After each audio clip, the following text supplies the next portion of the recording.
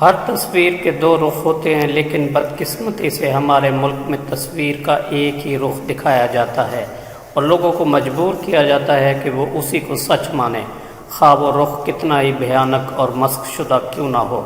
ایسا ہی کچھ عافیہ صدیقی کیس میں بھی ہوا ہے۔ یہ کیس بیک وقت خوفناک بھی ہے اور المناک بھی۔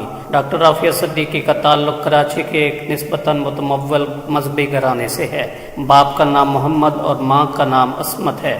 عافیہ کے والد چونکہ ڈاکٹر تھے، چنانچہ انہوں نے بیٹی کی تعلیم و تربیت پر خاص توجہ دی۔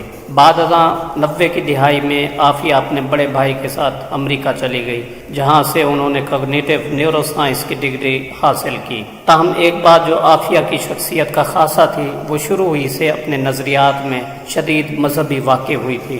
اگرچہ یہ ایسی معیوب بات نہیں ہے، لیکن اصل خرابی اس وقت پیدا ہوئی جب اس نے بوسٹن میں رہتے ہوئے افغانستان، بوسنیا اور چچنیا کی مظلوم حاملہ عورتوں کی امداد کے لیے چندہ مہم چلانا شروع کی۔ تاہم چندہ اکٹھے کرنے والی جن تنظیموں کے ساتھ عافیہ نے مل کر کام کیا، ان میں سے ایک کی شاخ نیروبی میں تھی، جس کا نام مرسی انٹرنیشنل ریلیف ایجنسی تھا، اور اس کا تعلق مبینہ طور پر 1998 میں مشرقی افریقہ میں امریکی سفارت خانے میں ہونے والی بمباری سے جوڑا جاتا تھا۔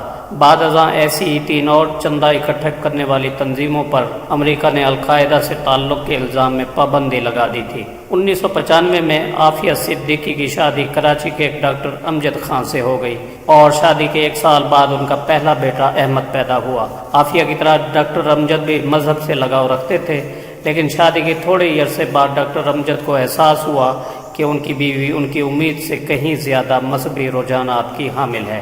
ڈاکٹر امجد کے بقول عافیہ نے کئی مرتبہ اس خواہش کا اظہار کیا کہ ان دونوں کو بوسنیا یا افغانستان جا کر جہاد کرنا چاہیے، لیکن وہ راضی نہیں ہوا۔ اس بات پر دونوں کی کئی ایک مرتبہ لڑائی ہوئی، اور ایسی ہی ایک لڑائی کے دوران امجد نے عافیہ کو دودھ کی ایک بوتل دے ماری، جس سے عافیہ کا ہونٹ کٹ گیا۔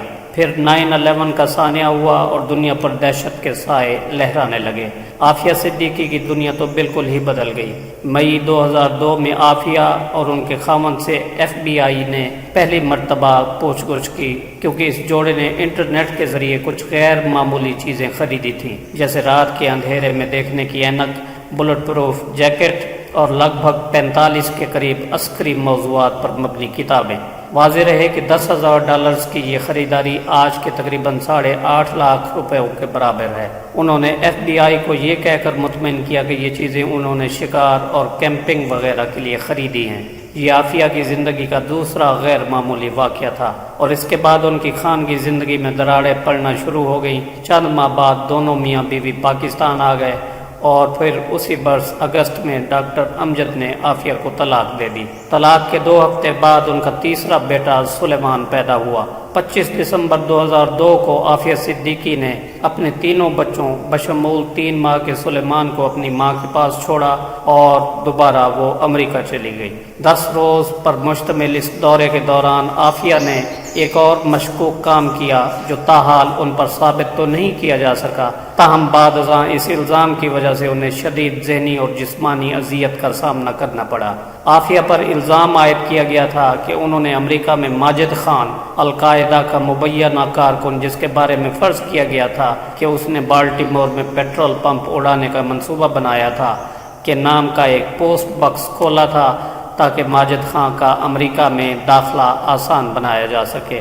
اس سنسنی خیز کہانی میں ایک اور موڑ اس وقت آیا جب عافیہ نے اپنی طلاق کے 6 ماہ بعد خالد شیخ محمد کے بھتیجے عمار البلوچی سے شادی کر لی۔ واضح رہے کہ خالد شیخ مبینہ طور پر 9/11 کا ماسٹر مائنڈ ہے، تاہم عافیہ کے اہل خانہ اس شادی کی تردید کرتے رہے ہیں۔ اس کے برعکس FBI نے اس ضمن میں جو رپورٹ نیویارک کی عدالت میں جمع کرائی، اس کے مطابق عافیہ نے اس شادی کو تسلیم کیا ہے۔ بہرحال وہ دونوں زیادہ عرصہ تک ایک ساتھ نہیں رہ سکے، کیونکہ مارچ 2003 میں FBI نے ایک عالمی تنبیہ جاری کی، جس میں یہ کہا گیا کہ عافیہ اور ان کا سابقہ خاوند امجد خان انہیں مطلوب ہیں۔ اس کے چند ہفتوں بعد عافیہ اپنے تینوں بچوں 6 سالہ احمد، 4 سالہ مریم اور 6 ماہ کے سلیمان کے ساتھ غائب ہو گئی۔ ان کے اہل خانہ کا کہنا ہے کہ وہ ٹیکسی میں بیٹھ کر اسلام آباد جانے کے لیے کراچی ایئرپورٹ گئی تھیں، لیکن کبھی وہ وہاں نہیں پہنچی۔ دوسری طرف FBI نے ان کے سابقہ خاوند امجد خان سے ایک مرتبہ پھر پوچھ گچھ کی، لیکن بعد ازاں چھوڑ دیا۔ ڈاکٹر عافیہ منظرنامے سے غائب ہو چکی تھی۔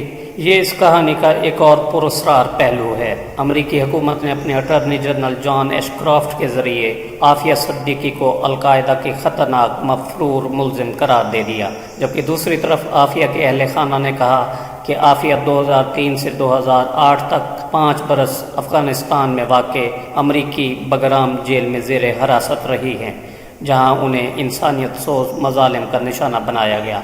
اس کے برعکس امریکی سفیر این پیٹرسن کا کہنا ہے کہ عافیہ جولائی 2008 سے پہلے کبھی امریکی تحویل میں نہیں رہی۔ 30 مارچ 2003 کو اپنے 3 بچوں سمیت راولپنڈی جانے کے لیے ٹیکسی میں ایئرپورٹ کی طرف روانہ ہوئی، مگر اسی دن راستے ہی سے غائب ہو گئی۔ بعد میں خبریں آئیں کہ انہیں امریکہ نے اغوا کر لیا ہے۔ اس وقت محترمہ کی عمر 30 سال تھی اور بڑے بچے کی عمر 4 سال تھی، اور سب سے چھوٹے بچے کی عمر صرف 1 ماہ تھی۔ عالمی اداروں نے بعد میں خیال ظاہر کیا کہ افغانستان میں امریکی جیل بگرام میں قیدی نمبر 650 شاید بی بی صاحبہ ہی ہے، جو وہاں بہت بری حالت میں قیدی تھی۔ پاکستانی میڈیا میں شور مچنے کے بعد امریکہ نے اچانک اعلان کیا کہ ڈاکٹر عافیہ کو 27 جولائی 2008 کو افغانستان سے گرفتار کر کے نیو یارک پہنچایا گیا ہے، تاکہ ان پر دہشت گردی کے حوالے سے مقدمات چلائے جا سکیں۔